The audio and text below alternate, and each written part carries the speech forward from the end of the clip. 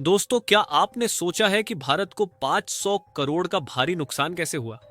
और यह किसने किया? क्या अमेरिका और रूस के बीच कोई गुप्त षड्यंत्र है? जानिए इस रहस्यमयी घटना की पूरी कहानी जो आपको चौंका देगी। नमस्कार दोस्तों, स्वागत है आपका हमारे चैनल पर, जहां हम लाते हैं आपके लिए देश दुनिया की सबसे बड़ी और चौंकाने वाली खबरें। आज की कहानी ऐसी है जो न सिर्फ आपको हैरान करेगी बल्कि आपके होश भी उड़ा देगी। भारत को ऐसा झटका लगा है जो इतिहास में पहले कभी नहीं लगा। जी हां, आपने सही सुना। आज हम बात करेंगे एक ऐसी घटना की जिसने न केवल भारत बल्कि रूस और अमेरिका को भी चौंका दिया है। तो चलिए जानते हैं इस चौंकाने वाले सच के बारे में। दरअसल भारत ने हाल ही में अपने सबसे अत्याधुनिक एयर डिफेंस सिस्टम S-500 को परीक्षण के लिए तैयार किया था। यह वही सिस्टम है जिसे दुनिया का सबसे शक्तिशाली एयर डिफेंस सिस्टम माना जाता है। लेकिन क्या हुआ जब यूक्रेन की सेना ने इसे मार गिराया? जी हां, आप सही सुन रहे हैं। यूक्रेन की सेना ने इस S-500 को ध्वस्त कर दिया और इससे भारत को 500 करोड़ का भारी नुकसान हुआ है। S-500 एयर डिफेंस सिस्टम को एक बेहद महत्वपूर्ण और आधुनिक तकनीक का नमूना माना जाता है। यह सिस्टम दुश्मनों के मिसाइल और हवाई हमलों को रोकने में सक्षम है। इस सिस्टम को खरीदने में भारत ने बड़े निवेश किए हैं और इसके माध्यम से अपनी सुरक्षा को मजबूत करने की कोशिश की है। S-500 को रूस द्वारा विकसित किया गया है और इसे S-400 का अगला संस्करण माना जाता है। यूक्रेन और रूस के बीच युद्ध पिछले कुछ सालों से चल रहा है।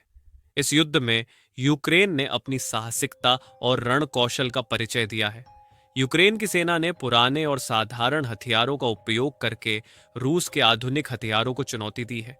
इसी क्रम में यूक्रेन ने 40 साल पुरानी ATCM मिसाइल का उपयोग करके S-500 को निशाना बनाया और इसे नष्ट कर दिया। यह घटना सिर्फ एक तकनीकी असफलता नहीं है, बल्कि यह एक बड़ी रणनीतिक हार भी है। भारत ने S-500 पर बड़ा विश्वास जताया था और इसे अपनी रक्षा प्रणाली का एक महत्वपूर्ण हिस्सा बनाया था। लेकिन इस घटना ने भारत के साथ साथ रूस और अमेरिका को भी सोचने पर मजबूर कर दिया है। रूस ने अभी तक इस घटना पर कोई आधिकारिक बयान नहीं दिया है, लेकिन अगर यह खबर सही साबित होती है तो यह रूस के लिए एक बड़ी प्रतिष्ठा का सवाल होगा। रूस ने S-500 को दुनिया का सबसे शक्तिशाली एयर डिफेंस सिस्टम बताया था, लेकिन अब इसके प्रभावी होने पर सवाल खड़े हो रहे हैं। भारत के लिए यह घटना एक बड़ी चिंता का विषय है। S-500 को खरीदने में भारत ने भारी निवेश किया है और इसका नष्ट होना एक बड़ा आर्थिक नुकसान है। इसके अलावा यह घटना भारत की सुरक्षा पर भी सवाल खड़े करती है। अगर S-500 दुश्मनों के हमलों को रोकने में असफल हो सकता है, तो भारत की सुरक्षा कैसे सुनिश्चित की जा सकती है? यह घटना सिर्फ भारत और रूस तक सीमित नहीं है।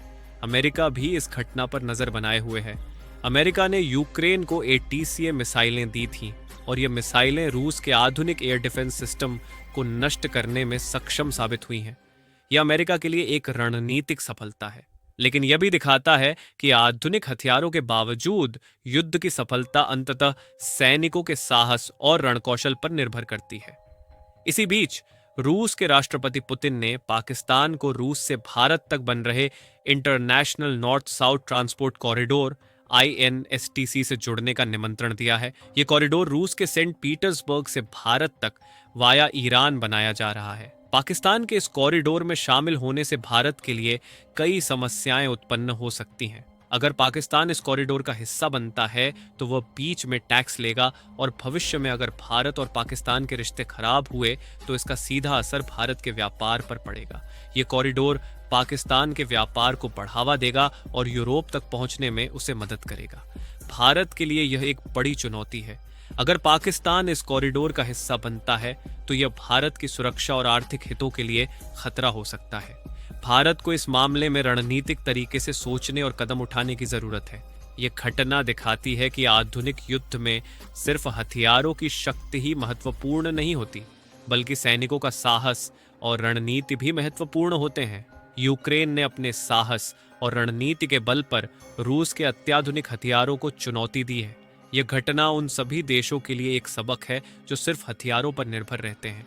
भारत के लिए यह समय है कि वह अपनी रक्षा प्रणाली की समीक्षा करे और इसे और मजबूत बनाने के उपाय करे। इसके साथ ही भारत को अपने अंतर्राष्ट्रीय संबंधों को भी मजबूत करना होगा ताकि वह ऐसे खतरों का सामना कर सके। दोस्तों, ये घटना हमें दिखाती है कि युद्ध में सिर्फ हथियार ही नहीं बल्कि साहस, रणनीति और रण कौशल भी महत्वपूर्ण होते हैं। हमें उम्मीद है कि भारत इस घटना से सबक लेकर अपनी रक्षा प्रणाली को और मजबूत बनाएगा और अपने हितों की रक्षा करेगा। अगर आपको यह वीडियो पसंद आई हो तो इसे लाइक करें, चैनल को सब्सक्राइब करें और बेल आइकन को ऑन रखें ताकि हमारी हर नई वीडियो की नोटिफिकेशन आपको समय पर मिलती रहे। अभी के लिए दीजिए इजाजत। जय हिंद, जय भारत।